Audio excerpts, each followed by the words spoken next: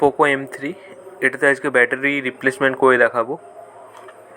তো battery replacement করার আগে এটাকে আমি ডিসেম্বল করে রেখেছিলাম। আর সবাই জানো পোকো MI ব্র্যান্ড, তো এর মধ্যে MI ব্র্যান্ডেরই ব্যাটারি থাকে। তো কাস্টমারের ডিমান্ড যে এটা অরিজিনাল ব্যাটারি লাগাতে হবে, তো তাই জন্য এই ভিডিওটা করা। তো ব্যাটারিটা কীভাবে রিপ্লেস করছি একবার দেখিয়ে দিচ্ছি। এটা হচ্ছে BN662, মানে পোকোর অরিজিনাল ব্যাটারি রয়েছে। এটা আমি কাস্টমার সার্ভিস সেন্টার থেকে আনিয়ে রেখেছিলাম। তো এই ব্যাটারিটা এখন রিমুভ করে নতুন ব্যাটারিটা লাগিয়ে দেবো। আর ব্যাটারি লাগানোর আগে পেছনে গ্লু লাগাতে হয়। এটাতে গ্লুর দরকার হয়নি, কারণ পেছনেই গ্লু লেগেছিল, তো ভালোভাবে আটকে গেছে, এই জন্য গ্লু দিতে হয়নি।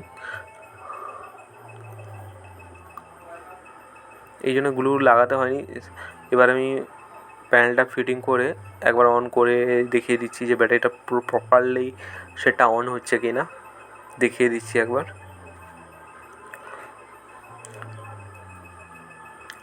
তো এই প্যানেলটাকে আগে আমি ফিট করি। মেন মাদারবোর্ডের প্লাস্টিক প্যানেলটা আমি স্ক্রু দিয়ে ভালোভাবে ফিট করে নিচ্ছি। নিয়ে করে ব্যাক প্যানেলটা ফিটিং করে অন করে দেখিয়ে দিচ্ছি একবার যে প্রপারলি ব্যাটারিটা ওয়ার্ক করছে কিনা।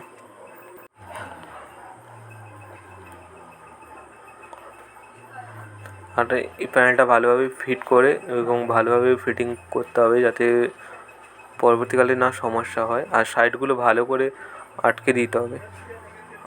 সিমটি এটা লাগিয়ে নেব, একবার অন করে দেখিয়ে দিচ্ছি। ব্যাটারিটা ঠিকঠাক ওয়ার্ক করছে, অন হয়ে গেছে।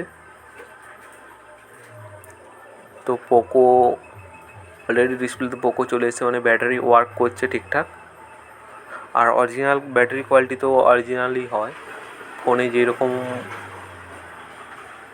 ব্যাটারি ব্যাকআপ দিত ফোনের ব্যাটারিতে, ওই একই ব্যাটারি ব্যাকআপ দেবে। তো এটা নিয়ে কোনো টেনশান নেই। Thanks for watching my video to all.